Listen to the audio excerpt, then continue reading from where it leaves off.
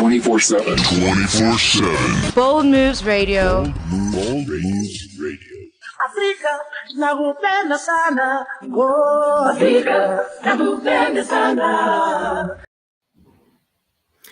Evening, ladies and gentlemen. It's that time of the week again where we have a chat around African stories shared by Africans who are passionate about what they're doing.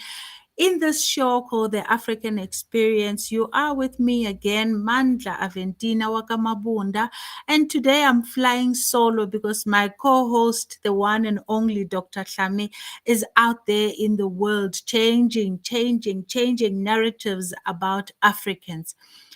Ladies and gentlemen, I need you to relax because today we have another powerhouse. And as is the month of October, we are talking food security, we are talking game changers, we are talking farming in all its forms, and we are talking how we can inspire a Black child to go out there and chase their dreams.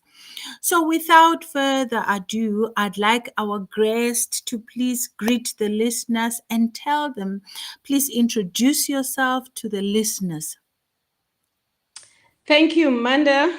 Good evening to the audience. And if you are connected in some other countries out of the SAST time zone, good day. My name is Ntuthu Mbiko. I'm a farmer and an agripreneur internationally with development and transformation roles. Thank you. And thanks for the opportunity to share my journey in this learn as you grow dynamic sector. Thank you. And ladies and gentlemen, those who can see her, I'm sure you can see she looks beautiful. She's an African queen. You can see with her hairdo and you can see with the makeup, she just looks beautiful. Thank you for doing that for us. Thank you, Manda. Please, we are going to chat about your interesting journey in farming. Our audience know by now that I'm a very passionate person when it comes to anything to do with food, anything to do with food security, anything to do really with an African child. So please tell us, who is Miss Mbiko? Who is Miss Mbiko? Mbiko is firstly the firstborn of Mr. and Mrs. So I grew up in Tanzania. This is a township. It's actually the second township in South Africa, right? After Soweto. It is located in Eastern Cape, quite close to East London suburb in South Africa. I'm the firstborn from 5 siblings. And then later, I became a mother to 3 kids, 2 girls and 1 boy. So that's me, and got my primary and higher education in Eastern Cape, and attended it as well at Damelin and Border Technical College, but I did not do any agricultural studies. So that's who I am in as far as my personal space is concerned. So I spent a better time of my young age working for Telkom. So I started working at Truett's, and then it was Telkom. But in 2007, then I started what we loosely called umgalelo, which is a crowdfunding in your polished English, but it's also a stokvel, and that's a common word that is used in Gauteng, which then led me to at least managed to purchase 4 cows at the time. So I was doing this part-time, and that's how it started. That is the journey of myself being in the space. And 2013, I left Telkom to focus full-time on the livestock farming. So when I left, at the time, at least I managed to collect quite a sizable number of animals. And my main focus at the time was to obviously be active on the beef value chain, value chain. So my focus at the time was really on meat cuts. Little did I know that the demand was quite high. So then I had to quickly consider another alternative, which then gave birth to my groundbreaking initiative, which I did by really elevating a very undermined commodity in the sector, which is afal, umukhodo, ulusu. Where I come from, we also enjoy it as umnqambulo, your ox head meat, and mostly it's being sold by women who are street vendors, or whether they're in on the streets or whether they're in our taxi ranks. So that's a summary of how how this person in front of you started her journey in the space. Oh, wow. Quite an interesting journey, I must say. Someone who starts off, you did not, I was listening attentively. Damelin had nothing to do with agriculture. Telcom had nothing to do. Woolworths, No, Truworths has nothing to do with agriculture. Now, I always believe, it's my no. firm belief that, being an entrepreneur is a calling. Now, what inspired you? What's the story behind following a career in farming? You couldn't have put it any better. It is a calling. I always say people have got various callings, others teachers, others are doctors. But looking back, the issue for me of not just being a farmer, even the role that I'm playing in the sector, it is a calling for me. I take it quite seriously. It's a personal matter. So it comes naturally. So when I started, obviously, I did not have, or I was not aware of that kind of a calling as this development activist and a practitioner. So the alpha journey then, when I started 2013, it was just a rough afal. So when you say rough afal, it means you sell sets as they are. So I started this. I was not far from the township, which is called Tembisa in Gauteng, because that's where I moved in from 2000. So I started selling these sets to the street vendors, established a container, put in a freezer there, and selling them to street vendors. And then as I was growing, I realized perhaps that there's a need then to have a processed one, so which will be ready to cook to the cocktail, because I was looking at a value chain from ad point of view and from a product development point of view. So I then approached retail stores and really offer my ready to cook. It was not something that they had, I must admit. So they embraced it, quite well. So perhaps I should share this even before, because you would have to have to procure. To have access to be able to procure a sizable amount of mohodu. So while I was doing the rough afal, one of my suppliers was Chamdo. There was a Chamdo abattoir around Krugerstop. So I would wake up 2 a.m., go and queue like any other street vendor and get these ox heads. And then there was a time they were looking for someone to work in the afal space. So I pretended as if I'm looking for a job. That did not work, by the way, because as I was then submitting my CVs, I think I was suspected to be a spy. Highest office of that abattoir. Little did I know that was the MD of Chamdo, Mr. Gus Ferguson. I'm mentioning him because he's one of the people who said, Ntuthu, I'll do this with you. So Gus calls me, young lady, I hear you are looking for a job and you're not the type of a person that I think can work here. Are you a spy? I said, no, honestly, I've been procuring from you, but I need to understand what's going on behind the scenes because I don't own the abattoir. So that I think that's one of the strong attributes that I have to push those closed doors and push any barriers.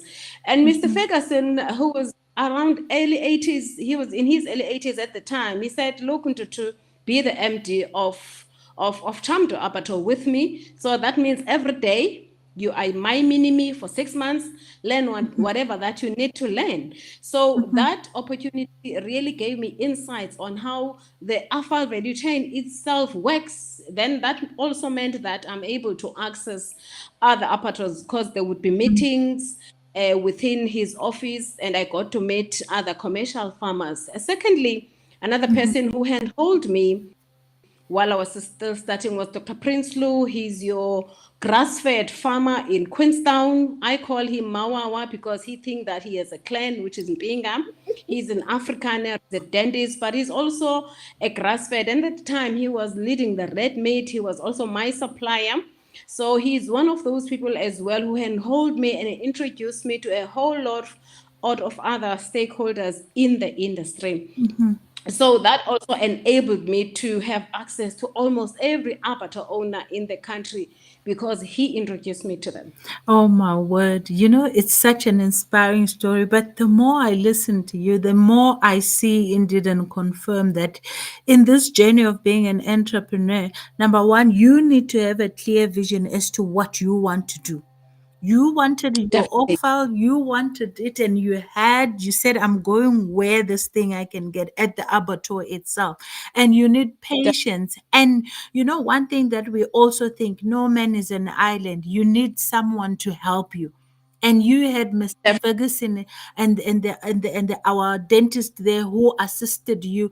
You need a village to raise an African child, even in the space of being an agripreneur, it still applies. I like that.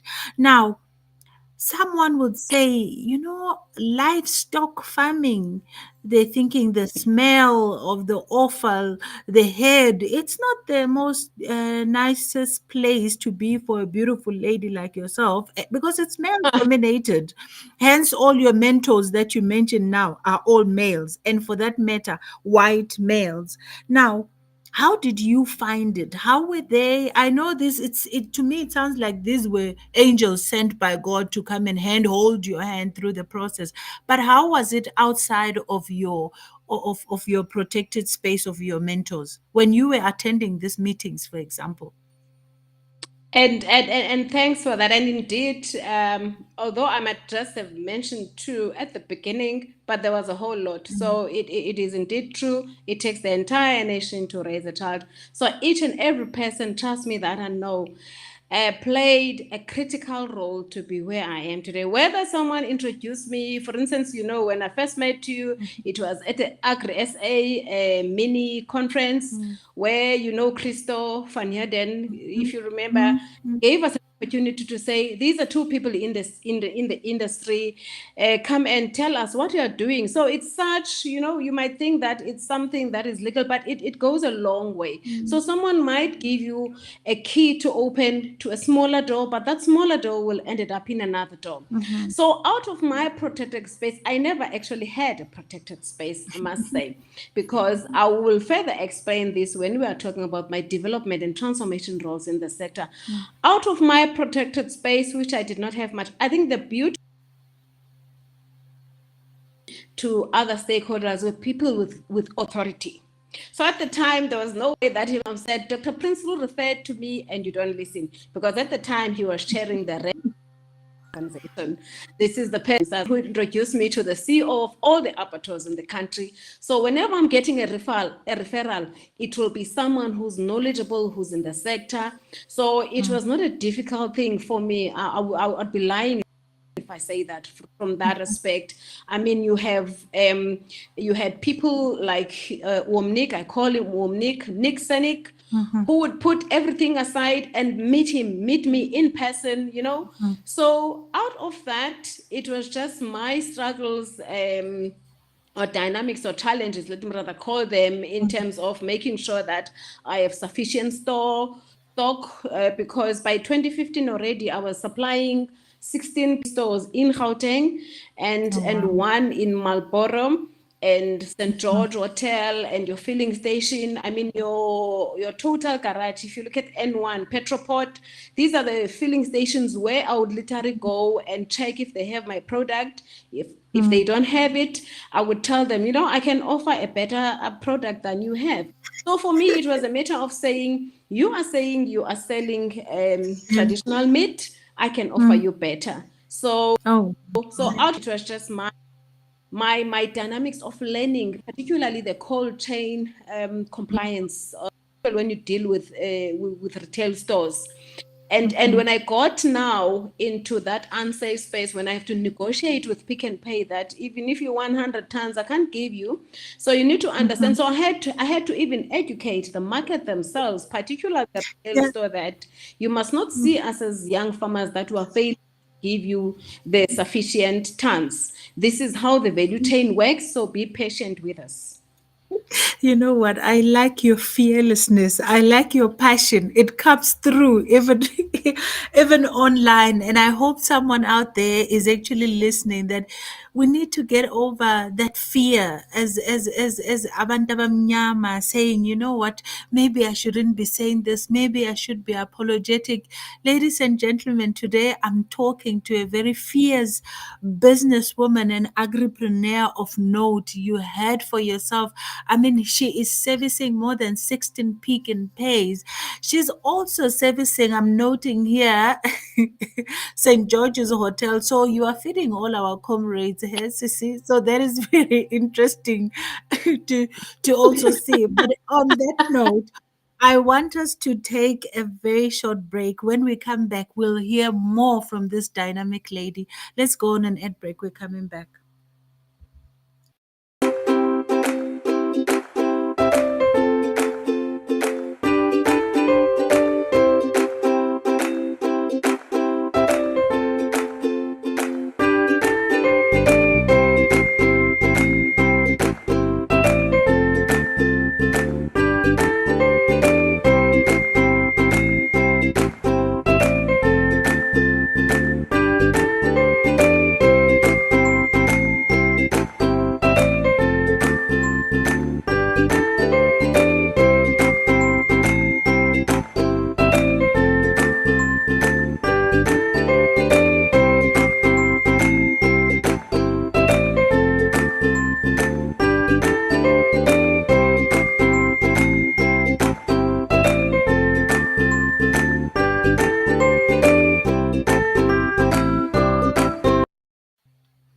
Welcome back, ladies and gentlemen, to the African Experience Show with myself, Mandla Aventina Wakamabunda. Today, I'm talking to a very passionate, and I know she's trying to control, and she's trying to be modest and all that, but I want you to let loose because I'm really enjoying what I feel you're trying to hide from us. So please be as frank as possible and take us through the journey with the hope that we are talking to one black child who is listening and who can be inspired to go out there and identify their purpose and make it happen for themselves.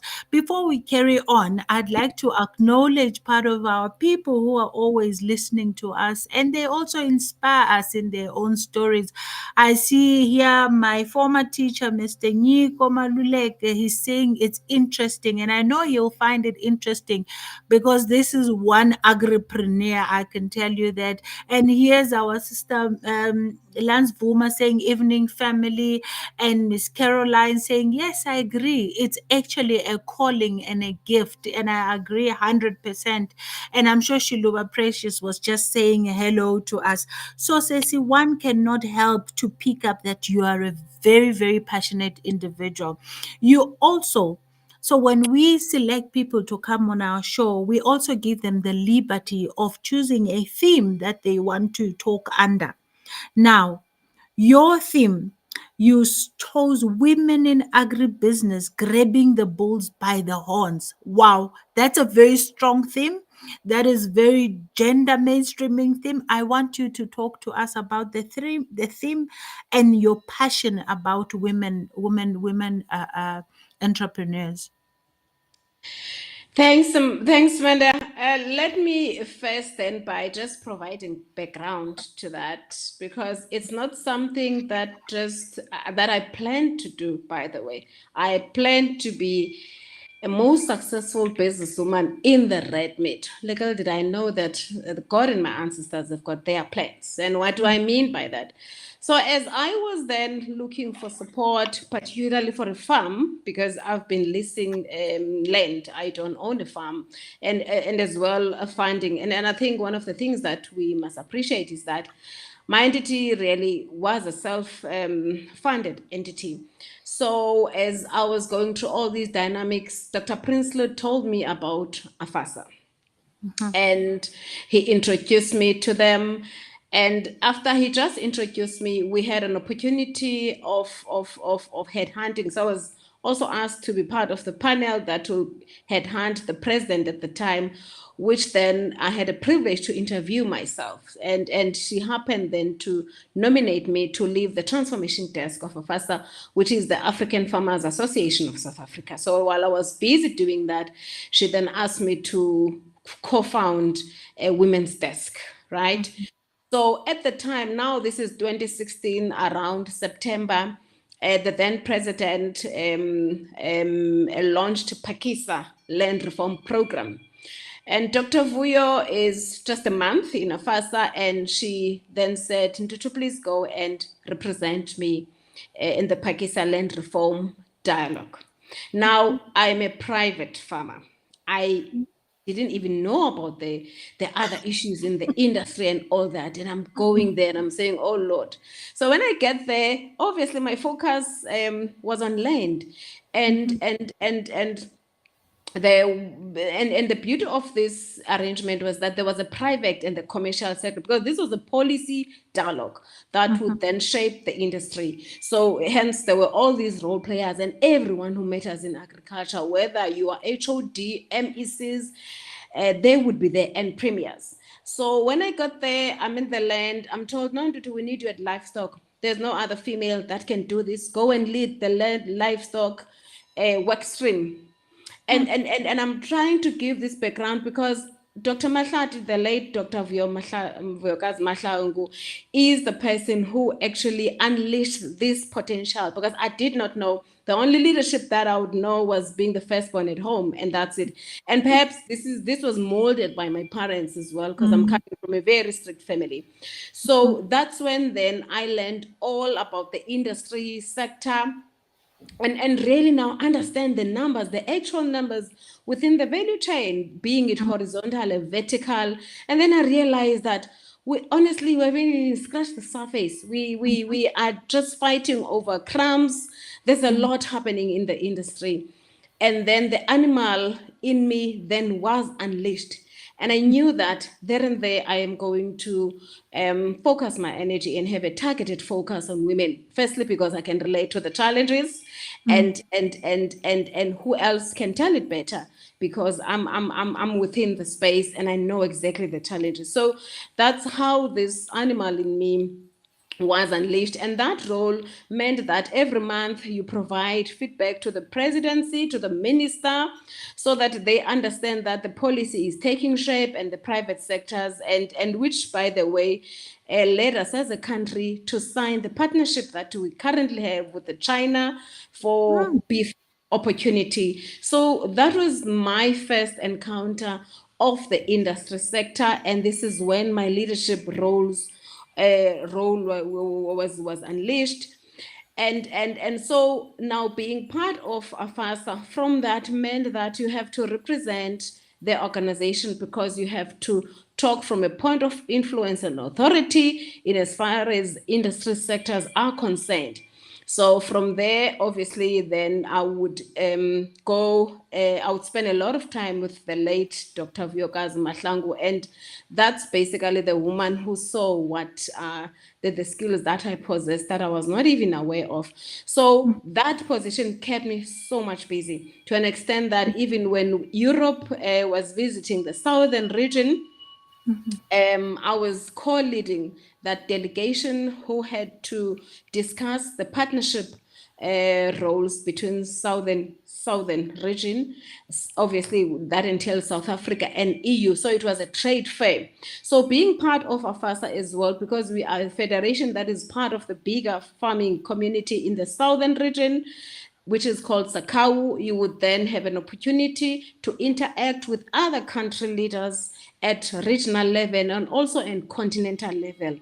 And that exposure as well enabled me to have roles in internationally, global as well, China and EU. So yeah, that's a summary of how I ended up in those roles. And obviously, like I said, because I could relate, so it kind of came naturally for me to be able to eloquently pass and be the voice of women in the sector. Wow, that is so mind blowing. And Egatlesle, I see that sometimes you have to be nje ube nenkani when you're doing this thing, because I'm telling you, it seems to me if you're not outspoken, if you're not clear about what you want to do, that's when all these challenges feel like you cannot do it. But from what I'm hearing you telling us, it didn't come on a silver platter. You had to step up to it, and you had to prove to all these critical stakeholders that that animal in you is dying to come out. And you were blessed because they were willing to give you the environment to do that. And on that note, as an advocate for women and advancement, now if there's a girl child now sitting somewhere at Tembisa, hearing us talking about your journey, what would you tell her, taking her through the value chain? I like how you refer to the value chain, taking her through the value chain of farming. What would you say to that girl? Thanks, Manda. Perhaps a girl from Tembisa could be coming from a little point of privilege. We ought to unleash the potential within our rural communities. So, firstly, exposure means a lot. So, we ought to make sure that those kids from rural communities get the exposure they deserve. To start with, they're at the proximity of an arable land. Most of our arable land in our country is situated in these rural areas. And it always become quite painful for me when I travel to some of them and realize little matters like transport. There are areas where a bus would still come 8 o'clock and come again only in the evening. Now it becomes quite difficult for such a child to dream. So our targeted efforts must talk to that, unleash that potential, get them exposed, because it is only when you understand, it is only when you are exposed, then you know there's life out there, there are numbers to be chased out there.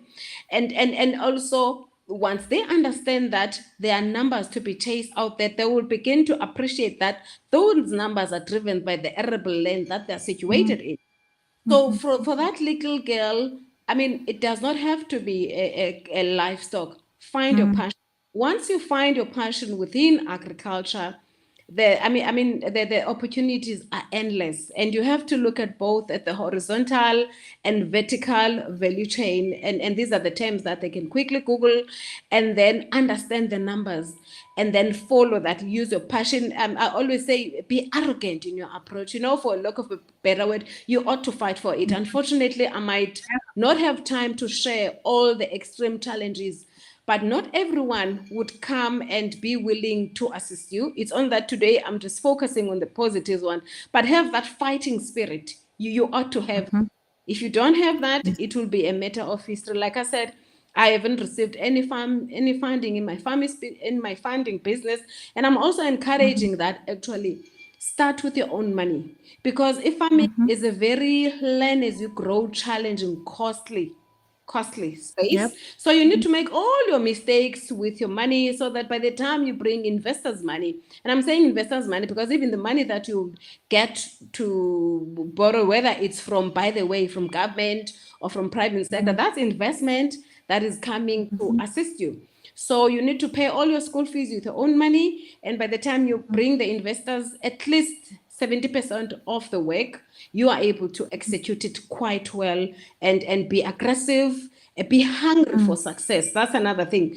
You need not only just to be able to fight, be extremely ambitious. One of the books that has helped me to be quite hungry for success is Outlier, which is a book that would literally teach you how best to utilize whoever that is in your proximity to your own advantage, how best to make sure that you add value when you meet other people. Once you are able to add value to other people as well, the universe will bless you, because most people approach other people just looking for help, and they're not able to give out. So there should be a cross pollination of whatever blessings that comes our way. By the virtue of knowing me, you should be able to say, I'm going to come to Ntuthu as well with something that she can learn from. So once you are having that kind of heart, The rest is not really quite a challenge. You are already blessed because you're a giver yourself.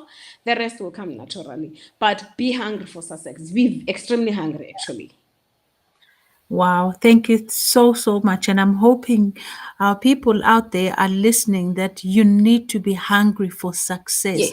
And on that note, you know what? Once we start, this hour seems like it's just flying past, and there's a lot of things that we still have to talk about. But bills are bills, and we have to pay the bills. So we'll go on a short ad break. And when we come back, we will start by talking about not everyone being cut out for farming. And we'll talk about that as we come back. Here. Are you ready for the ultimate dietary powerhouse? Look no further than Masana Dietitian's Nutro Boost. Our scientifically formulated low GI food is designed to give you the boost you need to fuel your body and reach your health goals. With NutriBoost, you have the flexibility to enjoy it as a high-fiber cereal or a satisfying shake. Simply mix it with water and indulge in the mouth-watering flavors that we have to offer. But that's not all. NutriBoost is packed with essential nutrients that are beneficial for your overall well-being. Enriched with 20 immune-boosting vitamins and minerals, it's a convenient and effective way to support your immune system. And here's the best part. NutriBoost is gluten-free, egg-free, and high in omega-3, making it suitable for those with dietary restrictions or allergies. Need an energy boost? NutriBoost has you covered. It's high in energy and protein, providing you with the fuel you need to power through your day. Whether it's a busy morning or an intense workout session, say goodbye to midday slumps and hello to sustained energy with NutriBoost. Try it today and experience the difference. For orders or to become a distributor, contact us on the following details.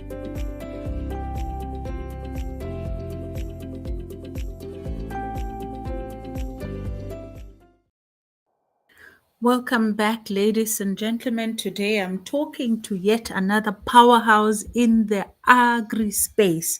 She is one lady who is clear about where she's going. She's a leader in her own space. And you know what? She doesn't want to leave a black child behind. She's passionate about transfer of knowledge and transfer of skills. And I'm talking to Miss Mbiko today, and she's taking us through her journey as an agripreneur. Before we went on an ad break, we spoke briefly about not everyone being cut out for farming, and that farming is not for the faint-hearted. What's your take on this statement? Thanks, Mandla. Not everyone is cut up for it, but remember, just like any business, it has various components. And I'm saying this because you have more than 60% of women at labor force. So that's where we extract most of our labor force. However, we haven't paid much attention to then say, how do we handhold them to the business aspect of the agriculture? And this in case it becomes difficult to say not everyone is cut out for this because we haven't really got that opportunity as yet. So depending on, like I said, just on any industry, you would have people that are at operations. That's where they are farming. So they're at the operations of the sector. You would have leaders, you would have people with authority. So that's when kuthiwa ngesiXhosa kuhluzwa amasi kuhluzwa ubisi emasini, because then it becomes then about one's ability to identify and define one's relevance, because now it's no longer about just the operations of agriculture. It is at executive thinking, it is at strategic thinking, it is at leadership role. This is when now, obviously, we can't all be leaders, we can't all be pilots. This is when then you would have to prove yourself, for a lack of a better word. However, what needs to happen in the sector is to provide that opportunity for people to prove themselves. because women haven't really received much. They are still being looked at as people who must just be at labor. But for women as well, remember now, i-value chain yomfazi or i-lifespan yomfazi, at 21, you are expected to still fit to the societal norms. You're growing up as this young woman, there's pressure to get married, there is pressure to have kids and all that. And that on its own become a sort of a disruption, because not only will you be able to have these kids, before that you must still be pregnant. Now, agriculture is a very timely and seasonal industry. So it becomes challenging in that approach. And this is where you are still at your tender age, and perhaps your focus has to be intact. So, but the not so everyone is cut up for this. For me, when it comes to women, it becomes a very unfair statement, because these are people that must still please other people, for lack of a better word. By the time then you are 30 already, you're a little bit late in terms of trying to make families. So young girls need to make a very wise choice at a very young age, that when you want to operate in that space, where do you want to end up? Do you want to end up as a value chain participant only, which on its own, by the way, will still need you? Unfortunately, this is not like other sectors. You would have to be out there. So it's about the choice that you will make and give it your all. And whatever that you will focus on, you will be able to achieve something. Do you think I need lighting? I think. Sorry about this. No problem. We can continue chatting while you are sorting that out. I really like this. It's also my opinion when you're talking about the girl child and the expectations and performing against societal norms and standards, that it's high time that we groom them with that in mind. If our policy stakeholders and our decision makers at the high strategic levels would have things that now you are highlighting, I think all these things would be catered for when we are looking, especially at working with women entrepreneurs. But you find that there's a lady who's got ideas from a young age, and she wants to be part and parcel of the value chain in agriculture.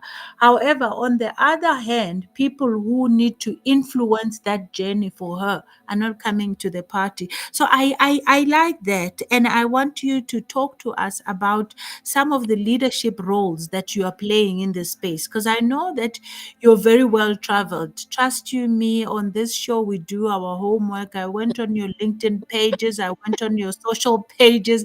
I know where you have been. I know the stages where you have presented on. So I want you to please take some time and take us through the leadership roles that you're currently positioned at, and some of the stages.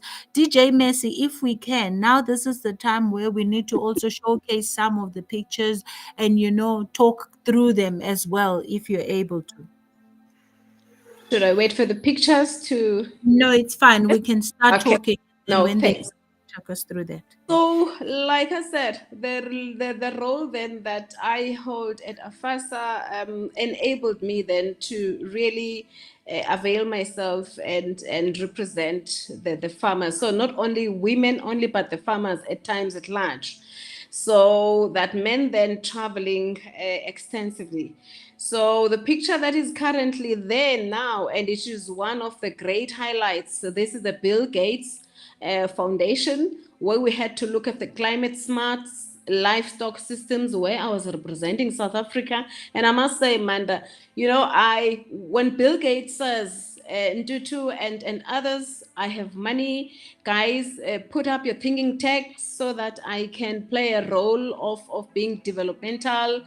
It doesn't get better than that. For us as a country, to be entrusted by Bill Gates to be enabled to make lives in our rural people.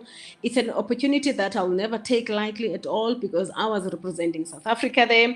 So that's one of the countries that I've been to. And by the way, for some odd reason, I'm not updating everything on social media. So some of them are not there. But I think your question is helping me now, because I don't think I'm doing any justice to myself. So secondly, one of the roles that I had was to be appointed as an EU first smart gender ambassador in Europe, obviously, which would then meant that I have an opportunity to address more than 29 presidents of all the EU president, in as far as, so, and that entailed as well being part of the opening panel when they opened their parliament in 2021. So it's one of the roles that I did. Unfortunately, it was COVID. I had to do it virtually.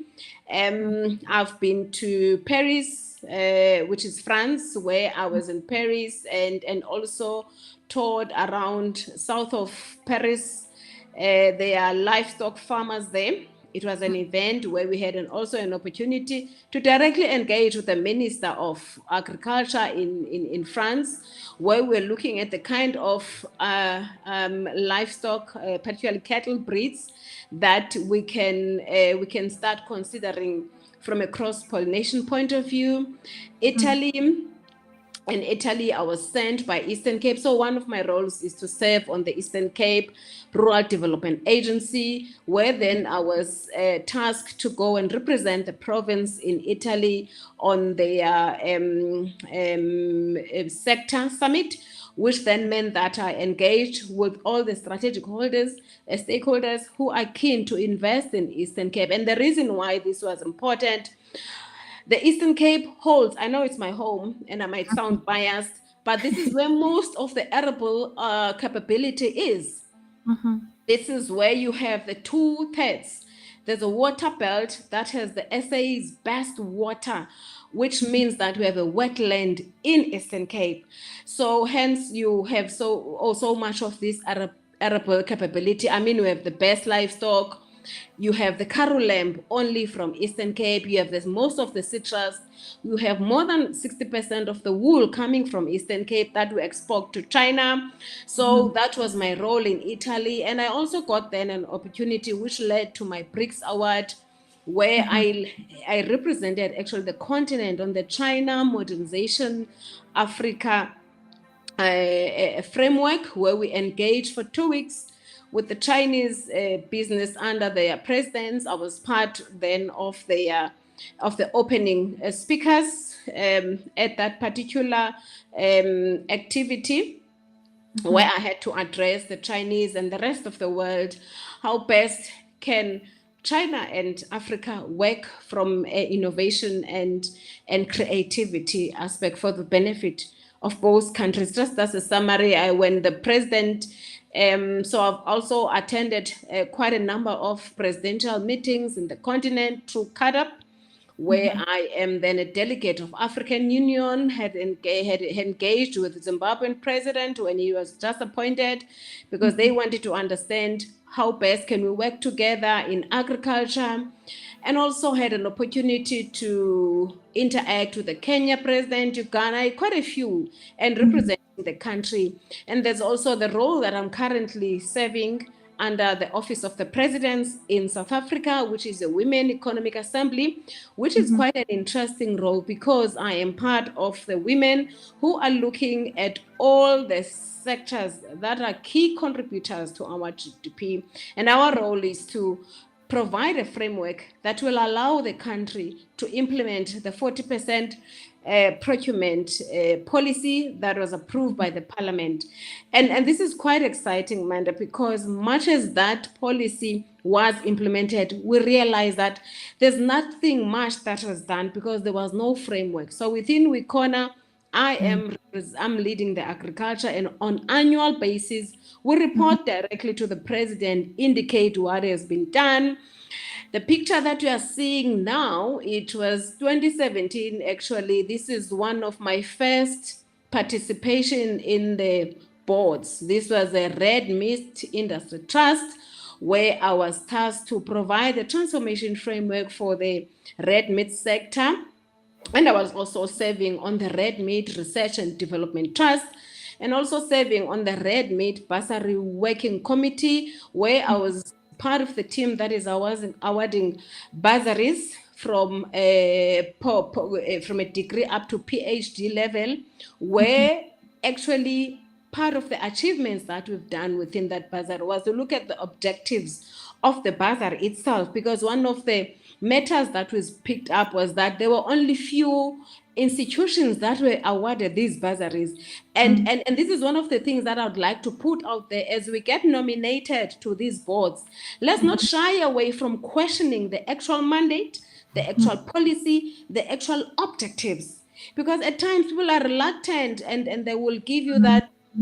For me, I call it's coming out of ignorance that, but we are not allowed. We are allowed, obviously. Those policies and objectives were drafted by human beings, and we must also bear in mind that they were drafted by human beings, and the intent was to exclude a certain aspect of the population. So when we get there, for us to even start thinking about transformation, let's look at it.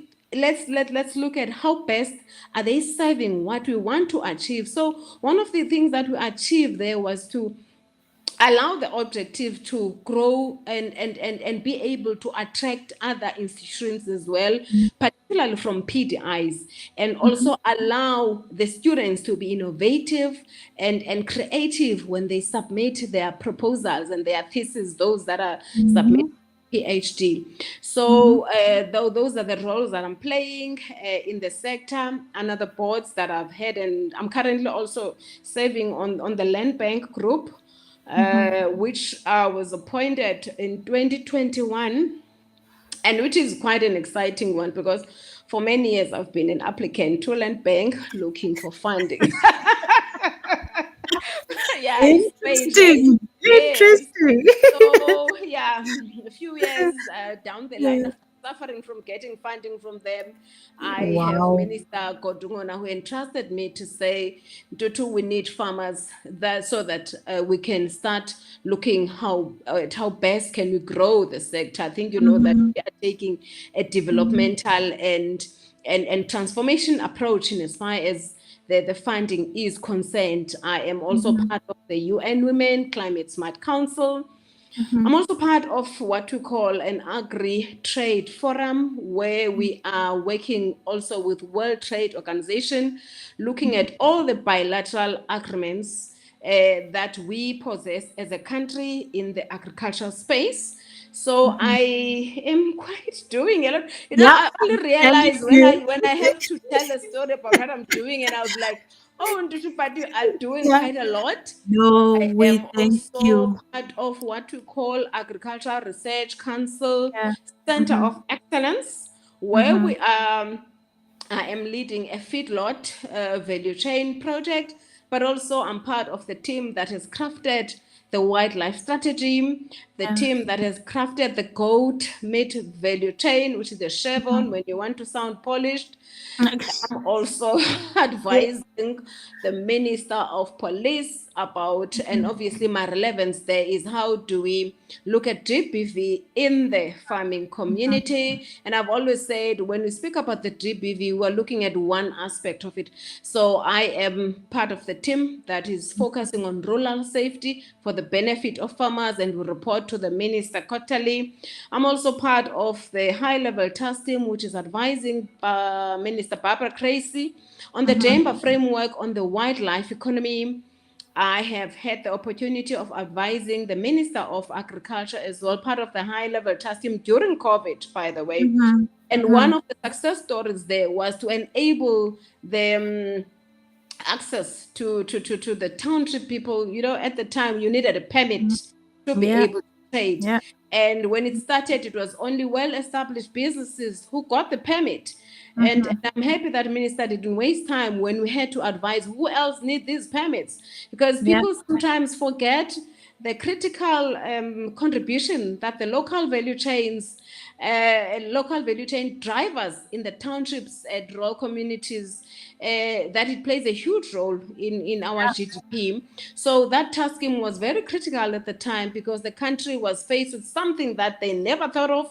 So this is where also the agility matters when you are Yeah. on certain roles.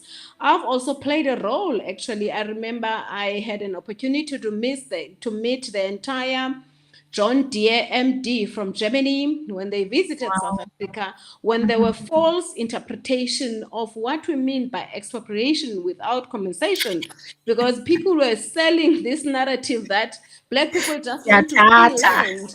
Yes. Exactly. And I remember the MD, and this is where sometimes Dr. Vuyo would throw me in the deep because she said, Ntuthu, there's a meeting somewhere. I can't be there. Can you go? I had no idea what was the meeting about. But And when that's I go there, interesting. there's the MD from Germany. The Yeah. entire of them are there and say, Ntuthu, I hear Black people want to grab land. And I said, there is no truth.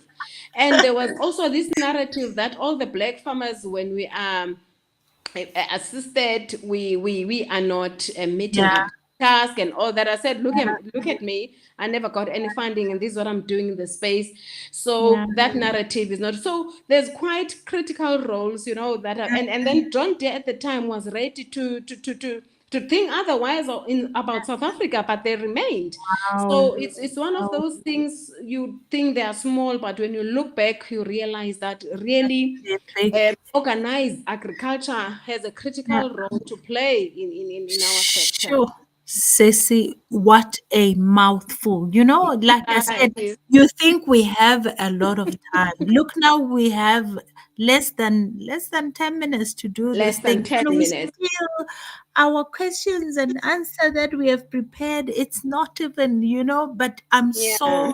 I'm so thrilled that we're having this chat. When we meet in other forums, we hardly ever get to sit like Gui Yes. Corner. I think we do meet here and there, but we hardly ever get to sit and really have a deep conversation about this. Because even part of the people that are listening to us, we have stakeholders from the wholesale and retail sector.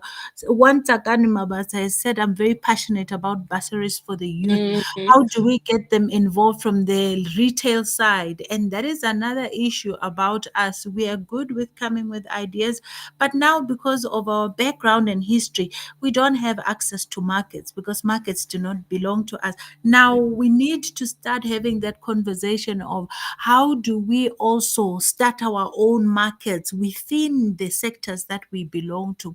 So you know what? I think we are long overdue for coffee.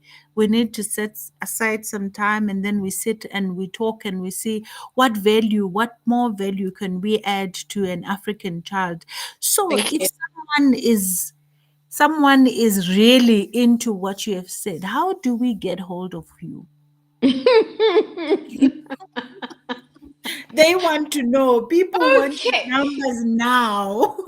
I think it will honestly depend because for now I only have my personal number, but I can share my email address Mhm. or inbox me and we can start from there. The last Yeah, time I shared my number, I please. got all sorts of Yeah, questions. I can Yeah, imagine. so you can inbox me on any social media. I will respond because what is important is not as if I think I'm better, I'm not accessible. But once I get to understand that you are indeed genuine, just to mitigate the risk, right? Yeah. And then we'll take it from there. Mhm. No, So that's how I can respond to that for now. I think now maybe, ladies and gentlemen, let's rather stick to inboxing. And also I know DJ Messi will share the email address where you'll get more information.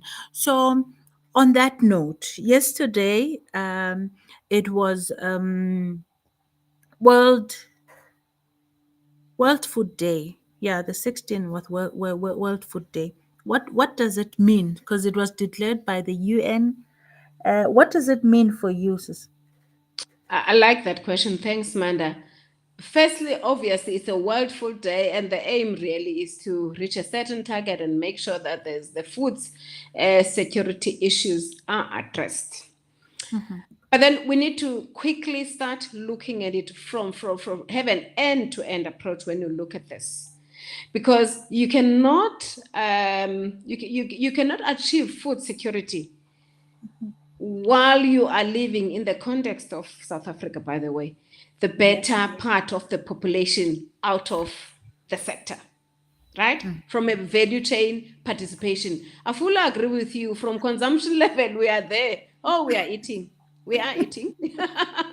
And from the business perspective, if you are able to consume, let's quickly look at whose food are we consuming? Where is it coming from? I mean, we have an import gap of around 6 billion US dollars in our country, and this is the type of food that we can produce. So if we are serious about, for me, inclusive growth, let's begin and have a frank conversation that what does food security mean, not just for Ntuthu, for everyone else who is a South African. It means people who are able to produce food for the South Africans must be enabled that opportunity. It means then we must also consider our indigenous meals. It's time I know we are doing quite well in terms of masonja, but there's a whole lot.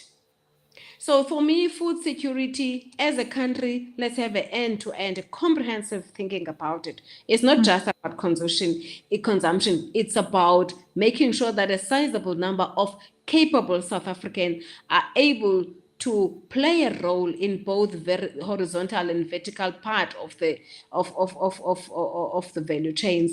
Then we can start talking about a proper food security, because right now we are proudly consumers from that aspect. And they say now we are food secure at national level. That statement always beats me.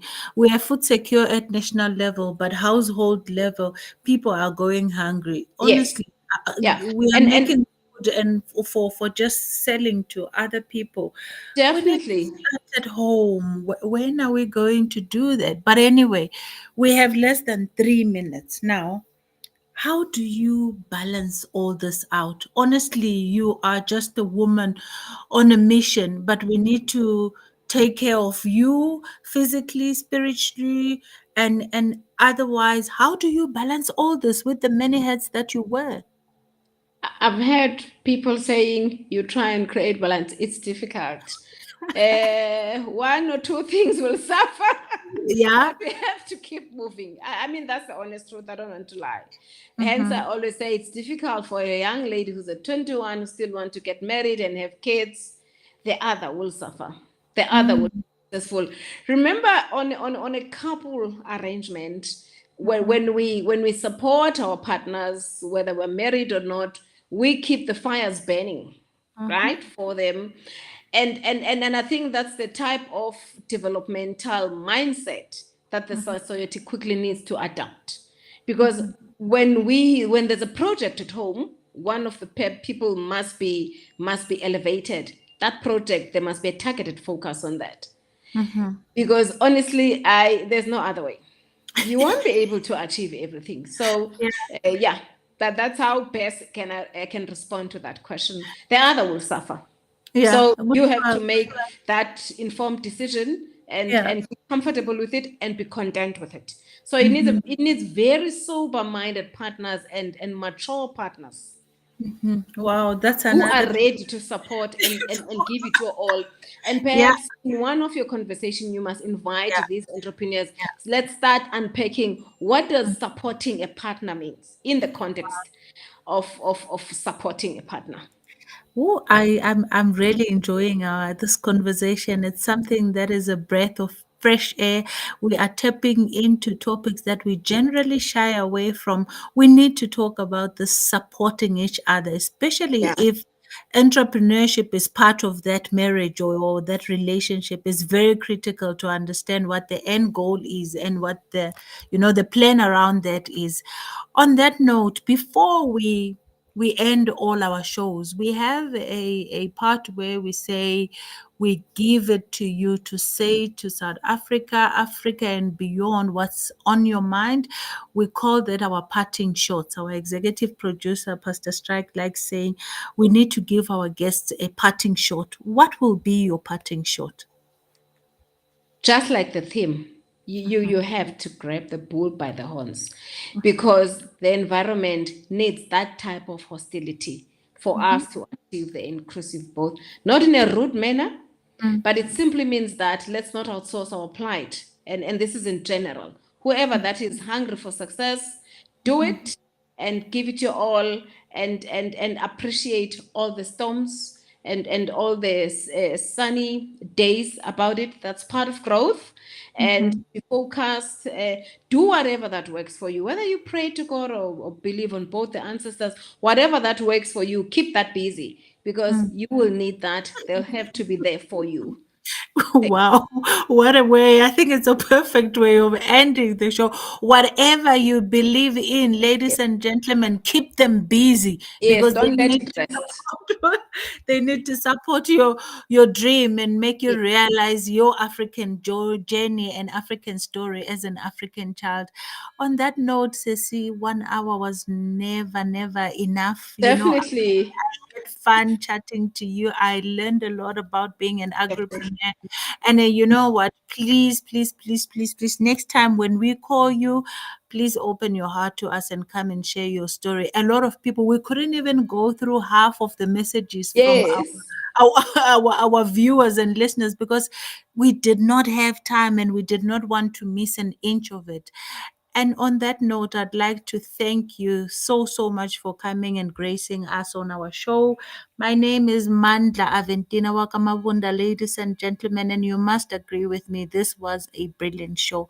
Thank you to our producer, DJ Messi in studio, and thank you to our executive producer, Pastor Stack, and my host, wherever you are. I know you are listening to the show. I hope you're making a blast where you are, changing the world.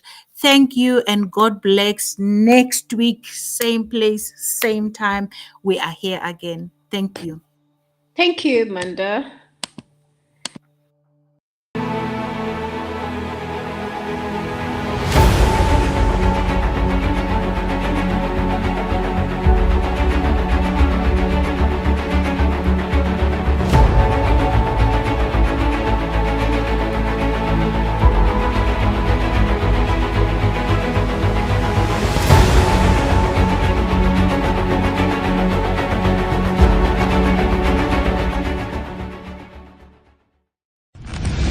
Ladies and gentlemen, here it is. Streaming 24/7. 24/7. Bold Moves Radio. Bold Moves Radio. Afrika nakupenda sana, oh Afrika nakupenda sana.